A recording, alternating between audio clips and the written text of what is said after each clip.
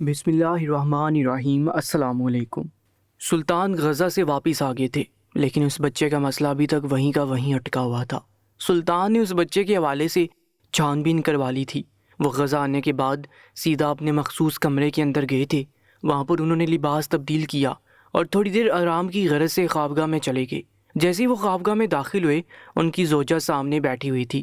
جیسے ان کی نگاہ سلطان کے وجود پر پڑی، وہ بے قابو سی ہو کر سلطان کے سینے سے لگی، زاروں کی طرح روتے ہوئے ایک ہی بات کی گردان کرنے لگی۔ سلطان معظم، آپ کہاں چلے گئے تھے؟ آپ کی غیر موجودگی کا علم نہ کسی سپاہی کو تھا نہ ہی وزیر کو۔ ہم بہت پریشان تھے، یہ رات ہمارے لیے بہت اذیت بڑی تھی۔ ہم راتوں کو اٹھ اٹھ کر سہم رہے تھے۔ ہم نے آپ کو بہت یاد کیا، ہمارا دل مسلسل ہمیں کسی انہونی کا اندیشہ دے رہا تھا، لیکن خدا کا شکر ہے کہ آپ صحت یاب واپس آ گئے۔ سلطان نے سر کو ہلکی جنبش دی اور ان کو اپنے وجود سے آرام سے علیحدہ کیا اور ان کی آنکھوں میں دیکھتے ہوئے کہنے لگے، ملکہ عالیہ، آپ اس سلطنت کے بادشاہ کی بیوی ہیں۔ آپ پر اتنا گھبرایا ہوا روپ زیب نہیں دیتا۔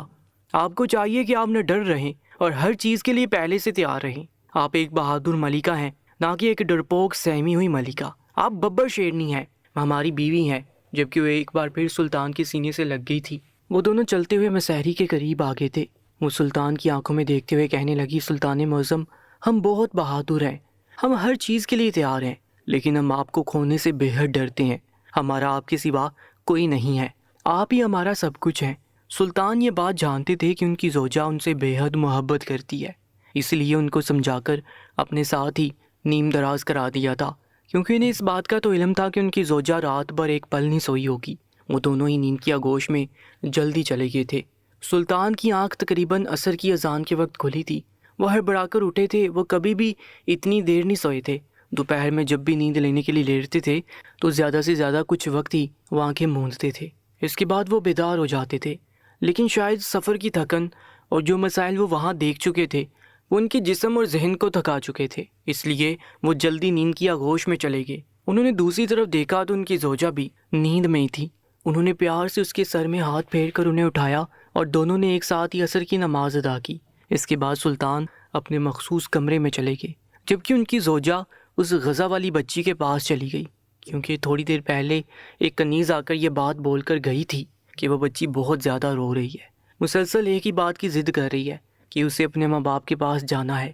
اس لیے ملکہ ساری چیزوں کو چھوڑ کر اس بچی کی دیکھ بھال کے لیے اس کے پاس گئی تھی، جبکہ سلطان بھی اپنے دیگر کام نمٹا کر اپنے مخصوص کمرے میں چلے گئے تھے، کیونکہ انہیں اب اپنے وزیر سے اس بچے کے حوالے سے تمام تر باتیں معلوم کرنی تھی۔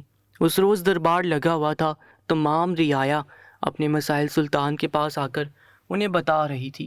وہ سب کے مسائل بہت اطمینان کے ساتھ حل کر رہے تھے۔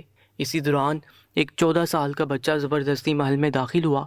اس کو دروازے پر روکا جا رہا تھا، لیکن سلطان کے اشارہ کرنے پر اسے دربار میں آنے کی اجازت دے دی گئی تھی۔ وہ سیدھا سلطان کی نشست کے بالکل پاس آ کر کھڑا ہو گیا تھا۔ وہ بچہ دکھنے میں بڑا معصوم تھا، اس کی شکل و صورت بڑی حسین تھی، وہ دودھ سے بھی زیادہ گورا رنگ رکھتا تھا۔ سلطان نے اس معصوم بچے کی طرف ایک نگاہ دیکھا اور کہنے لگے، بولو بیٹا، کیا مسئلہ ہے تمہارا؟ کیا تم اس بات سے ناواقف ہو کہ چھوٹے بچوں کو دربار میں آنے کی اجازت نہیں ہے؟ اگر وہ دربار میں آنا چاہتے ہیں تو اپنے ساتھ کسی بڑے کو لائیں گے، لیکن تم اس طریقے سے دربار میں کیوں آئے ہو؟ سب خیریت ہے؟ وہ بچہ سر جھکا کر دھیمی آواز میں کہنے لگا، سلطان معظم، جو میرا کوئی بڑا ہے ہی نہیں تو کس کے ساتھ آؤں؟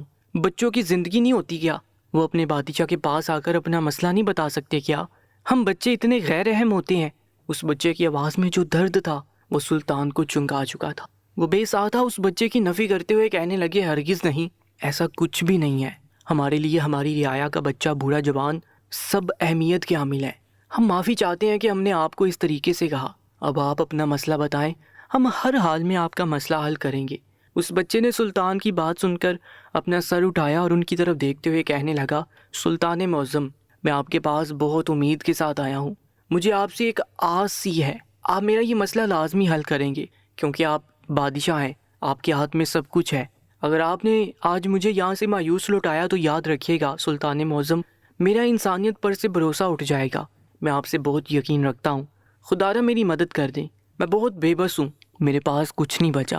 سلطان سمجھ نہیں پا رہے تھے کہ وہ بچہ ایسی باتیں کیوں کر رہا ہے۔ اس کی عمر محض 14 برس تھی، اس کے باوجود اس کی اتنی بڑی بڑی باتیں سلطان کے ساتھ ساتھ وہاں موجود ان کے درباریوں کو بھی حیران کر رہی تھی۔ وہ چھوٹا سا بچہ کہنے لگا، سلطان معظم، میرے ماں باپ کا انتقال ہو گیا۔ میری عمر جب محض 7 سال تھی، میرے ماں باپ نے مرتے وقت مجھے میرے چچا کے حوالے کیا اور ان سے گزارش کی کہ میری تربیت کی جائے۔ مجھے ان کی زیر کفالت دے دیا گیا۔ میرے چچا بچپن میں بڑے اچھے تھے، مجھ سے بہت پیار کرتے۔ وہ جب بھی ہمارے گھر آتے میرے لیے ڈھیروں ڈھیر سامان لے کر آتے، اس لیے میرے ماں باپ کو ان پر یقین سا تھا کہ وہ ان کے جانے کے بعد میرا بہت خیال رکھیں گے۔ لیکن اس وقت میں نادان تھا۔ میں بھی یہی سمجھا تھا جب میرے ماں باپ کا انتقال ہوا تھا، مجھے کوئی فرق نہیں پڑا تھا، بلکہ میں خوش تھا کہ میں اپنے چچا کے گھر رہنے کے لیے جا رہا ہوں۔ لیکن اس دن ہی ساری حقیقت میرے سامنے کھل کر آ گئی۔ جب ماں باپ کا سایہ سر سے چھن جاتا ہے تو اولاد کہیں کی بھی نہیں رہتی۔ اس بات کا احساس مجھے پہلی رات ہی ہو گیا تھا۔ سلطان معظم، میں یہ نہیں کہتا کہ میرا چچا برا انسان ہے، لیکن وہ میرے ساتھ بہت برا سلوک کرتا ہے۔ پہلی رات ہی اس نے مجھے گھر سے باہر نکال دیا تھا اور کہا تھا کہ تیرے ماں باپ اب حیات نہیں ہیں، اگر اس دنیا میں رہنا ہے تو خود سے کمانا پڑے گا اور ساتھ میں مجھے بھی پالنا پڑے گا۔ میری عمر اس وقت محض 7 سال تھی۔ مجھے ان کی باتیں بالکل بھی سمجھ نہیں آئی تھی۔ میں ان کے دروازے کے پاس ہی بیٹھ کر رونا شروع کر چکا تھا۔ کافی دیر تک میں روتا رہا، لیکن انہوں نے دروازہ میرے لیے نہیں کھولا تھا۔ تھک ہار کر میں سڑک پر چلنے لگا۔ مجھے اس وقت کچھ بھی سمجھ نہیں آ رہا تھا میں کہاں جاؤں، کیا کام کروں۔ لیکن کہتے ہیں نا، اللہ کی زمین بہت بڑی ہوتی ہے اور کچھ لوگ اس زمین پر اچھے بھی ہوتے ہیں۔ ایسی ایک بزرگ انسان مجھے نظر آ گئے۔ انہوں نے مجھے اپنے ساتھ اپنی دکان پر کام کرنے کے لیے رکھ لیا۔ میری روز کی آمدنی اب اچھی ہونے لگی۔ چاچا نے بھی اپنے گھر میں مجھے پناہ دے دی تھی۔ دن بھر میں مشقت کرتا تھا اور رات کو جا کر خاموشی سے اپنے دن بھر کی اجرت ان کی ہتھیلی پر رکھ دیتا تھا۔ لیکن سلطان معظم کی آمد تو مجھ پر تب ٹوٹی جب میرے چچا نے میرے ساتھ جنسی تعلقات قائم کرنے شروع کیے۔ سلطان کی آنکھیں بے ساختہ بڑی ہوئی تھیں۔ چھوٹے سے بچے کے منہ سے ایسے الفاظ سلطان کی روح جھنجھوڑنے کے لیے کافی تھے۔ وہ بغور اس کی باتوں کو سن اور سمجھ رہے تھے۔ وہ بچہ مزید کہنے لگا، سلطان معظم، میں جانتا ہوں آپ کے لیے یہ بات حیران کن ہوگی اور یہاں بیٹھے درباریوں کے لیے بھی یہ بات حیران کن ہوگی، لیکن یہ حقیقت ہے۔ میرے چچا نے میرے ساتھ بہت برا کیا ہے۔ میں محض 7 سال کا تھا۔ وہ رات آج بھی مجھے یاد ہے جب چچا میرے ساتھ جنسی تعلقات قائم کر رہے تھے اور میں مسلسل درد کے مارے چیخ رہا تھا اور ان کے سامنے منت کر رہا تھا کہ چچا مجھے بخش دو، مجھے جانے دو، میں ایسا نہیں ہوں، مجھے تکلیف ہو رہی ہے۔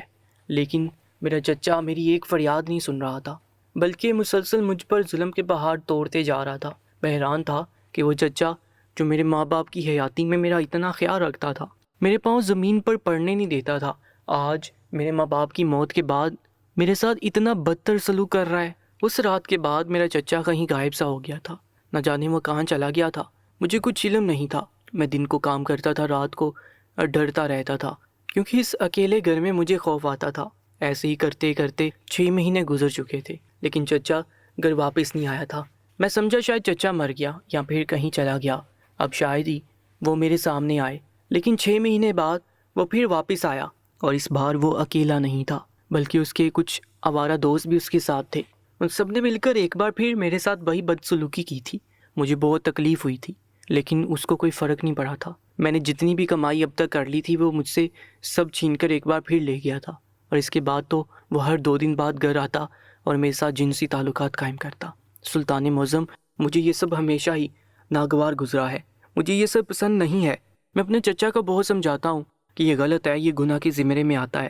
عورت کے لیے مرد بنائے گئے ہیں اور مرد کے لیے عورت بنائی گئی ہے۔ ایک مرد دوسرے مرد کے ساتھ جنسی تعلقات قائم نہیں کر سکتا، لیکن میرا چچا اس بات کو سمجھتا ہی نہیں تھا۔ ہر وقت وہ میرے ساتھ یہی گندی حرکت کرتا رہتا ہے۔ اب بھی وہ میرے ساتھ یہی سب کچھ کرتا آ رہا ہے۔ مجھے اب اس کے پاس رہتے ہوئے 7 سال ہو گئے ہیں، لیکن سلطان معظم، صرف ایک میں ہی جانتا ہوں کہ یہ 7 سال میں نے کس اذیت میں گزارے۔ کیا میرا خدا جانتا ہے؟ سلطان معظم، بچے کیا انسان نہیں ہوتے؟ ان کے سینوں میں کیا دل نہیں ہوتا؟ بڑے کیوں اپنے آپ کو خدا سمجھ لیتے ہیں اور چھوٹے بچوں کے ساتھ اس طریقے کا رویہ اختیار کرتے ہیں؟ میں جانتا ہوں کہ بڑے ہمارا سب کچھ ہوتے ہیں، ہمارا صاحبان ہوتے ہیں۔ اگر وہ صاحبان ہم سے چھن جائے تو ہم بچے کہیں کے نہیں رہتے۔ لیکن سلطان معظم، یہ بڑے اس بات کو کیوں بھول جاتے ہیں کہ سامنے موجود بچے بھی احساسات رکھتے ہیں، ان کے سینے میں بھی دل ہوتا ہے، وہ اپنا اچھا برا سمجھتے ہیں۔ میرے ساتھ ایسا کیوں ہوتا ہے؟ میں بھی تو انسان ہوں، مجھ سے یہ تکلیف برداشت نہیں ہو رہی۔ 7 سال سے میں اس تکلیف کو برداشت کر رہا ہوں اور کسی کو کچھ نہیں بول پا رہا، لیکن اب میری بس ہو گئی ہے۔ سلطان معظم، اب بس ہو گئی ہے، میں مزید برداشت نہیں کر سکتا۔ میں مزید اپنے چچا کے ساتھ اتنی غلیظ حرکت نہیں کر سکتا۔ انہوں نے کل رات بھی میرے ساتھ جنسی تعلقات قائم کیے ہیں اور مجھے ہر پل تکلیف دی ہے۔ میں ساری رات تڑپ تڑپ کر روتا رہا، لیکن انہوں نے مجھے معاف نہیں کیا، بلکہ جب ان کا مقصد پورا ہو گیا تو وہ مجھے ایک کونے میں پھینک کر باہر چلے گئے۔ ان کے ساتھ اکثر اوقات اور مرد بھی آتے ہیں۔ چچا کے ساتھ ساتھ وہ لوگ بھی مجھ سے لذت حاصل کرتے ہیں اور ساتھ میں مجھے زد و کوب بھی کرتے ہیں۔ وہ بچہ روتا جا رہا تھا اور اپنا مسئلہ سلطان کو بتاتا جا رہا تھا۔ سلطان کے لیے ہر چیز اہم تھی، ان کی رعایا کا ایک ایک فرد ان کے لیے اہمیت کا حامل تھا۔ اس بچے کا درد وہ اندر تک محسوس کر رہے تھے۔ وہ اسی پل اپنی ماضی میں چلے گئے۔ ان کے ماضی میں ان کے چچا بھی ان کے ساتھ ایسی ہی بدسلوکی کرتے تھے۔ وہ ان کے ساتھ جنسی تعلقات قائم نہیں کرتے تھے، لیکن انہیں بہت زد و کوب کرتے تھے، مارتے پیٹتے تھے، ان کو بے وجہ ذلیل کرتے تھے۔ ان کی کوئی غلطی بھی نہیں ہوتی تھی، اس کے باوجود بھی انہیں چھوٹی چھوٹی باتوں پر سنا کر رکھ دیتے تھے۔ انہی وجوہات کی وجہ سے سلطان بعض اوقات بہت زیادہ پریشانی میں مبتلا رہتے تھے، لیکن وہ تو خدا کا لاکھ لاکھ شکر تھا کہ ان کے بابا حیات تھے۔ انہوں نے فوراً ہی ساری چیزوں پر قابو پا لیا تھا اور سلطان کو ان کے چچا سے دور کر دیا تھا۔ انہوں نے اس وقت تو اس بچے کو دلاسا دے کر بھیج دیا تھا، لیکن سلطان خود ایک گہری سوچ میں چلے گئے تھے۔ دربار کا وقت بھی اختتام ہو گیا تھا، لیکن سلطان کی سوچوں کا مرکز وہی بچہ تھا۔ دوپہر کی کڑکتی دھوپ میں سلطان ساری چیزوں کو بلائے محل کی چھت پر ٹہل رہے تھے۔ اس وقت دھوپ اتنی تھی کہ کوئی انسان باہر نکلنا نہیں چاہتا تھا، لیکن سلطان خود اپنی چھت پر جا کر کھڑے ہوئے تھے اور دھوپ ان کے جسم کو جھلسا رہی تھی، لیکن انہیں کوئی فرق نہیں پڑ رہا تھا۔ انہوں نے سوچ لیا تھا کہ وہ اس آدمی کا حشر نشر کر دیں گے، اس کو اس بات کا احساس دلائیں گے کہ جو تم کام کر رہے ہو وہ کتنا غلط ہے اور تمہارے ساتھ کیا عذاب نازل ہونے والا ہے۔ لیکن اس سے پہلے ہی ان کے پاس غزہ کا ایک مسئلہ آ گیا تھا۔ وہاں کے حالات سلطان کو معلوم تھے، لیکن وہ اس حد تک وہاں کے حالات سے واقف نہیں تھے۔ سلطان کے لیے ہر مسئلہ ہی اہم رہتا تھا، لیکن غزہ کا مسئلہ زیادہ بڑا تھا، اس لیے وہ اس بچے کے مسئلے کو یہیں پر چھوڑ کر غزہ کے لیے نکل گئے تھے۔ اس بوڑھی عورت نے جو باتیں سلطان کو بتائی تھیں انہیں گوارا نہیں کر رہی تھیں کہ وہ مزید یہاں پر رک کر بیٹھتے، اس لیے وہ ساری چیزوں کو پسے پشت ڈال کر غزہ چلے گئے۔ لیکن جاتے جاتے بھی وہ اپنے وزیر کو یہ تاکید کرنا نہیں بھولے تھے کہ وہ اس بچے کے چچا کے بارے میں چھان بین کروائیں اور تمام تر باتیں اپنے پاس جمع کر لیں۔ جب وہ آئیں گے تو سارا معاملہ حل کریں گے۔ سلطان سیدھا اپنے مخصوص کمرے میں آئے تھے۔ ابھی تک سلطان کی ملاقات اپنے وزیر سے بھی نہیں ہوئی تھی۔ انہوں نے فوراً ہی ایک سپاہی کے ہمراہ اپنے وزیر کو مخصوص کمرے میں طلب کر لیا۔ ان کے حکم کی تعمیل فوراً ہی کی گئی تھی اور تھوڑی دیر بعد ہی وزیر ان کے سامنے ادب سے ہاتھ باندھے کھڑا ہوا تھا۔ سلطان نے اپنے وزیر کی جانب دیکھا اور سوالیہ انداز میں بولے، سب خیریت تو ہے؟ آپ ہم سے ابھی تک ملاقات کے لیے نہیں آئے، جبکہ آپ پر لازم تھا کہ جب ہم غزہ سے واپس آئے تو آپ ہمیں خود آ کر سارے حالات سے آگاہ کریں۔ ان کا انداز بالکل بھی ڈانٹنے والا نہیں تھا، لیکن وزیر کو ایسا محسوس ہوا کہ سلطان ان سے ناراض ہو کر انہیں ڈانٹ رہے ہیں، تو وہ فوراً ہی معافی مانگتے ہوئے کہنے لگے، سلطان معظم، ہم معافی چاہتے ہیں کہ ہم آپ کے پاس نہیں آئے، لیکن دراصل ہم تھوڑے معاملات میں اٹک گئے تھے۔ اس بچے کا مسئلہ کافی بڑھ چکا تھا، اس کی حالت اب کافی ناساز ہے۔ اس انسان نے اس بچے کو اتنا زد و کوب کیا ہے، اس کے ساتھ اتنی غیر اخلاقی حرکتیں کی ہیں کہ اس بچے نے خود کو ختم کرنے کے لیے خودکشی کا راستہ اختیار کر لیا ہے۔ ابھی وہ طبیب خانے میں موجود ہے، اس کی حالت کافی بری ہے، لیکن حکیم صاحب کے علاج سے اب اس کی طبیعت کافی بہتر ہو گئی ہے۔ سلطان یہ بات سن کر بے ساختہ اپنی نشست سے کھڑے ہوئے اور وزیر کی جانب دیکھتے ہوئے کہنے لگے، آپ کیا بول رہے ہیں؟ ایسا کیسے ہو سکتا ہے؟ جب ہم آپ کو بول کر گئے تھے کہ آپ اس بچے کی حفاظت کریں گے، اس کے چچا کے بارے میں چھان بین کروائیں گے، تو اس بچے نے کیسے خودکشی کا راستہ اختیار کیا؟ آپ کا دھیان کہاں تھا؟ پہلے تو وہ وزیر کو ہرگز نہیں ڈانٹ رہے تھے، لیکن اس بار وہ بے حد غصے میں آگے تھے، جبکہ وزیر کا سر جھک چکا تھا۔ وہ منمناتے ہوئے کہنے لگا، سلطان معظم، ہم نے ہر ممکن کوشش کی تھی، لیکن اس انسان نے نہ جانے کس وقت اس بچے کے ساتھ جنسی تعلقات قائم کیے اور اس بچے نے مایوس ہو کر خود کو ختم کرنے کی کوشش کری۔ ہمیں معلوم ہی نہ ہو سکا، لیکن اب خدا کا لاکھ لاکھ شکر ہے کہ اس کی صحت اب کافی ٹھیک ہو گئی ہے۔ حکیم صاحب اس کا علاج کر رہے ہیں۔ سلطان نے سن کر ایک اطمینان کی سانس خارج کی تھی اور واپس اپنی نشست پر بیٹھ گئے تھے۔ اس بار ان کا غصہ سوا نیزے پر پہنچا تھا۔ انہوں نے وزیر کی جانب دیکھا اور غصے سے کہنے لگے، اب آپ بتانا پسند کریں گے کہ آپ نے کیا چھان بین کی ہے اور کون سی معلومات اکٹھی ہوئی ہے؟ وزیر کو سلطان کا یہ لہجہ کافی برا لگ رہا تھا، لیکن بادشاہ کے سامنے بولنے کی اجازت کسی کو بھی نہیں تھی، اس لیے وہ خاموشی سے ساری حقیقت سلطان پر کھولتا چلا گیا۔ جبکہ سلطان نے جیسا سوچا تھا ویسا ہی پایا تھا۔ وہ انسان کوئی عام انسان تھا ہی نہیں۔ وہ جو 6 مہینے ایک ساتھ غائب ہو جاتا تھا، وہ کہیں اور نہیں بلکہ یہودیوں کے قبیلوں میں جا کر ان کو اس بات کی اطلاع کرتا تھا کہ سلطنت میں کیا چل رہا ہے۔ سلطان کیا کرنے والے ہیں، کس پر حملہ کرنے والے ہیں۔ اس نے اپنے کچھ جاسوس دربار اور محل کے اندر بھی چھوڑے ہوئے تھے جو سلطان کی آنکھوں سے مخفی تھے، لیکن اب وہ جلد ہی سامنے آنے والے تھے۔ وزیر ایک کے گھر کی ساری حقیقت سلطان پر کھولتا چلا گیا، جبکہ سلطان کافی رنجیدہ نظر آ رہے تھے۔ انہیں بہت تکلیف ہو رہی تھی کہ ان کی سلطنت میں کچھ ایسے درندے بھی موجود تھے جو ان کی نگاہوں کے سامنے کبھی آئے ہی نہیں تھے۔ اگر اس دن وہ بچہ ان کی آنکھوں کے سامنے نہیں آتا اور اپنا مسئلہ سلطان کو نہیں بتاتا تو آج بھی وہ اس انسان سے ناواقف رہتے۔ سلطان نے فوراً ہی دربار لگانے کا حکم دیا تھا اور اس بچے اور اس کے چچا کو دربار میں طلب کیا گیا تھا۔ سلطان ایک شان سے چلتے ہوئے اپنے دربار میں داخل ہوئے۔ ان کو آتا دیکھ تمام درباری ان کے عدم میں کھڑے ہو گئے، جبکہ سلطان سب کے سلام کا جواب سر کی ہلکی جنبش سے دیتے ہوئے اپنی نشست پر براجمان ہو چکے تھے۔ تھوڑی دیر بعد ہی دربار کا آغاز کیا جا چکا تھا، جبکہ وہ آدمی حیران و پریشان سا دربار میں سلطان کے بالکل سامنے کھڑا ہوا تھا۔ سلطان نے اس آدمی کا چہرہ بغور دیکھا تو انہیں اس بات کا تو احساس ہو گیا تھا کہ وہ کوئی منکر ہے۔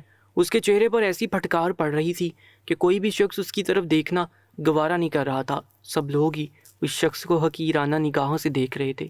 سلطان نے اس آدمی کو مخاطب کیا اور کہنے لگے، ہمیں معلوم ہوا ہے کہ تم 6 ماہ کے لیے غزہ گئے ہوئے تھے، کیا ہم جان سکتے ہیں کہ تم غزہ کیوں گئے تھے؟ اس آدمی کے ہاتھ پاؤں اس بات کو سن کر یکدم ہی کانپ سے گئے تھے۔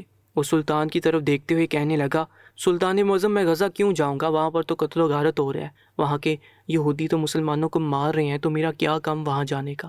جبکہ سلطان اس کے سفید جھوٹ پر پیچ و تاب کھا کر رہ گئے تھے۔ سلطان اس آدمی کی طرف دیکھتے ہوئے طنزیہ بولے، یعنی تم پارسا ہو، تم سچے ہو، تم غزہ نہیں گئے تھے، تم کہاں گئے تھے؟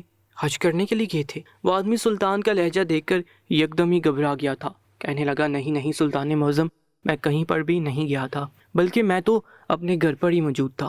وہ اتنی صفائی سے جھوٹ بول رہا تھا کہ اسے شرم بھی نہیں آ رہی تھی۔ سلطان یکدم ہی گرجے تھے، شرم آنی چاہیے تمہیں بے غیرت انسان، تم ہمارے دربار میں کھڑے ہو کر ہمارے منہ پر جھوٹ بول رہے ہو۔ تم پچھلے 6 مہینوں تک غزہ میں موجود تھے اور وہاں کے یہودیوں کا ساتھ دے کر اپنے مسلمان بھائیوں کو اپنے ہاتھ سے کاٹ رہے تھے۔ تمہیں کیا یہ سب زیب دیتا ہے؟ ہمیں سب معلوم ہے، محل اور دربار میں بھی تمہارے جاسوس موجود ہیں جو تم تک یہاں کے منصوبوں کی اطلاع پہنچا رہے ہیں، اور تم یہودیوں تک یہ خبریں پہنچا رہے ہیں، یعنی مسلمان ہو کر مسلمانوں کے ساتھ غداری کر رہے ہو۔ وہ آدمی بہت برے طریقے سے گڑبڑا چکا تھا، اسے سمجھ نہیں آ رہا تھا کہ وہ کیا جواب دے، کیونکہ سلطان اس کا جھوٹ پکڑ چکے تھے۔ وہ اس بار بھی نفی میں سر ہلاتے ہوئے کہنے لگا، لیکن سلطان نے اس کے بولنے سے پہلے اس کی بات کو چک لیا۔ کہنے لگے، ہاں ہاں، تم تو پارسا ہو، چلو مان لیا تم غزہ نہیں گئے، تم نے مسلمانوں کی خبریں یہودیوں تک نہیں پہنچائی، تمہارا کوئی جاسوس محل اور دربار میں موجود نہیں ہے، ہم ساری چیزوں پر یقین کر لیتے ہیں، لیکن تمہارا بھتیجا جو محض 14 سال کا ہے، اس کا کیا؟ وہ کہاں پر ہے؟ کچھ علم ہے تمہیں؟ جبکہ اس بار اس آدمی کی ہوا خشک ہو چکی تھی۔ وہ فوراً سر نفی میں ہلاتے ہوئے کہنے لگا، نہیں سلطان معظم، میں نہیں جانتا کہ میرا بھتیجا کہاں پر ہے، کل رات سے وہ مجھے نہیں مل رہا، میں خود اسے ہر جگہ تلاش کر رہا ہوں، کیا آپ کو معلوم ہے کہ میرا بھتیجا کہاں پر ہے؟ سلطان نے حیران ہو کر اس شخص کو دیکھا تھا، کہنے لگے، اچھا تو تمہارا بھتیجا غائب ہے، اس لیے تم اتنے اطمینان سے یہاں پر کھڑے ہوئے ہو، نہ تمہارے چہرے پر تمہارے بھتیجے کی گمشدگی پر کوئی آثار ہے، نہ ہی پریشانی ہے، تم اس کی طرف سے بالکل بے فکر ہو، جبکہ اس کے ماں باپ نے تمہیں اس کی حفاظت کے لیے مامور کیا تھا۔ کیا میں صحیح بول رہا ہوں؟ وہ آدمی سر جھکا چکا تھا۔ سلطان نے اس آدمی کے چہرے کی طرف دیکھا اور احساس سے عاری لہجے میں بولے، اے بدبخت انسان، جھوٹ اتنا بولو کہ تم اس کی سزا برداشت کر لو۔ مجھے شرم آتی ہے کہ تم مسلمان ہو اور ہماری سلطنت میں رہتے ہو۔ تمہارا معصوم بھتیجا جس کی عمر محض 14 سال ہے، تم اس کے ساتھ غلط افعال انجام دیتے ہو، کیا تمہیں شرم نہیں آتی؟ کیا تم قوم لوط کا وہ عذاب بھول چکے ہو جو وہ کر رہے تھے، اور اس کے بعد ان کے ساتھ کیا عذاب اللہ تعالیٰ نے ان پر نازل کیا؟ تم ایک 14 سال کے معصوم بچے کے ساتھ جنسی فعل انجام دے رہے ہو اور اپنے دوستوں کو بھی ساتھ لے کر آتے ہو، جبکہ وہ بھی تمہارے معصوم 14 سال کے بھتیجے کے ساتھ غلط فعل انجام دیتے ہیں، اور تم اس کو دیکھ کر خوش ہوتے ہو، اور جب وہ یہ کام کرنے کے لیے منع کرتا ہے تو تم اسے زد و کوب کرتے ہو، مارتے پیٹتے ہو۔ ہمارا دل چاہ رہا ہے کہ تمہارا سر قلم ابھی کے ابھی اپنے ہاتھوں سے کر دیں، لیکن ہم تمہیں سزا نہیں دیں گے کیونکہ تم ہمارے مجرم نہیں ہو، لیکن اس 14 سال کے بچے کے مجرم ہو، وہ تمہیں خود اپنے ہاتھوں سے سزا دے گا۔ جس اذیت سے وہ گزرا ہے وہ اذیت تمہیں سہنی پڑے گی۔ ہم تو تمہیں معاف کر دیں گے، تم نے ہماری سلطنت میں رہتے ہوئے ہم سے غداری کی ہے، یہاں کی باتوں کو ان یہودیوں تک پہنچایا ہے، لیکن جو کام تم کرتے رہے ہو، کیا وہ بچہ تمہیں معاف کر دے گا؟ چلو وہ بچہ تمہیں معاف کر بھی دیتا ہے، لیکن تمہارا اللہ تمہیں معاف کرے گا؟ تمہیں جنت مرنے کے بعد نصیب ہو جائے گی؟ تم ایک جہنمی شخص ہو جو اللہ تعالیٰ کے بنائے ہوئے اصولوں کی نافرمانی کرتے ہوئے اپنے اصول بنا رہا ہے اور اپنی ہم جنس کے ساتھ غلط فعل انجام دے رہا ہے۔ قوم لوط کا واقعہ یاد ہے؟ ان کے ساتھ کیا ہوا تھا؟ وہ بھی یہی کر رہے تھے، اپنی مرضی سے اپنے ہم جنس کے ساتھ غلط تعلقات بنا رہے تھے، اور پھر اللہ تعالیٰ نے ان کی پوری بستی کو اجاڑ کے رکھ دیا تھا۔ ہم ایسا ہرگز نہیں چاہیں گے کہ اللہ تعالیٰ تمہاری وجہ سے ہم سب سے ناراض ہو جائے اور تمہاری وجہ سے ہماری پوری سلطنت کو وہ اجاڑ دے۔ ہم اس سے پہلے ہی اس گناہ کرنے والے شخص کو ختم کر دیں گے۔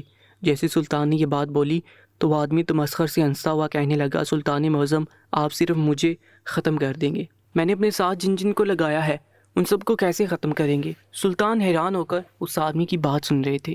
وہ آدمی اب بالکل نڈر انداز میں کہنے لگا، سلطان معظم یہ کام صرف میرا اکیلے کا نہیں ہے، بلکہ یہ کام یہودیوں میں بہت عروج پر ہے، بلکہ اب تو مسلمان بھی یہی کام کر رہے ہیں۔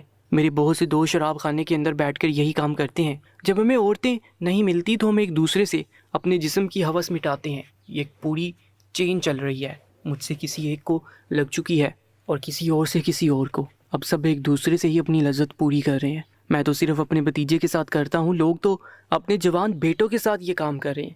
یہ کام ہم نہیں کرتے تھے، ہمیں یہ کام کرنے کے لیے مادہ کیا گیا تھا۔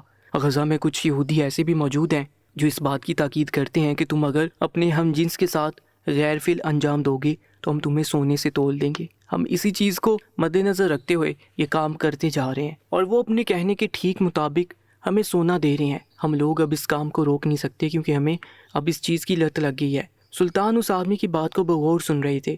ان کا غصہ سوا نیزے پر پہنچا تھا۔ اسی پل وہ بچہ دربار میں حاضر ہوا اور سامنے اپنے چچا کو دیکھ کر یکدم ہی خوف سے کانپ گیا اور ساتھ موجود سپاہی کے پیچھے چھپنے کی کوشش کرنے لگا، لیکن اس سپاہی نے اسے زبردستی سلطان کے سامنے کیا۔ سلطان اس بچے کو ڈرتا دیکھ اس بچے کو دلاسا دینے لگے کہ تمہیں پریشان ہونے کی ضرورت نہیں ہے، ابھی ہم یہاں پر حیات ہیں، ہماری موجودگی میں یہ شخص تمہارے بال کو بھی چھو نہیں سکتا، ہم اسے سزا نہیں دیں گے، سزا تم خود اپنے ہاتھوں سے دو گے۔ تمہارے ساتھ جو اس آدمی نے کیا ہے تم اس سب کا بدلہ اس شخص سے لوگے۔ پہلے تو وہ بچہ انکار میں ساری لانے لگا، کہنے لگا، سلطان معظم یہ مجھ سے نہیں ہوگا، میں خود اپنے ہاتھوں سے اپنے چچا کو قتل نہیں کر سکتا، مجھ میں اتنی ہمت نہیں ہے۔ لیکن جب سلطان نے گرجتی ہوئی آواز میں اس بچے کو حکم دیا تو اس بچے نے کانپتے ہوئے ہاتھوں سے تلوار تھامی اور اپنے چچا کی گردن پر رکھی۔ وہ ناہنجار شخص اپنے بھتیجے کو بہلانے لگا کہ نہیں ایسا نہ کر، میں اب تیرے ساتھ ایسا کچھ نہیں کروں گا۔ لیکن اس بچے کی آنکھوں کے سامنے وہ منظر لہرانے لگا تھا جو وہ تکلیف سہتا تھا، لیکن اس کا چچا اس کی ایک فریاد بھی نہیں سنتا تھا۔ اس کی آنکھوں میں یکدم ہی خون سوار ہوا تھا اور اس نے تلوار کو غصے کے عالم میں اٹھایا اور اپنے چچا کا سر قلم کر دیا۔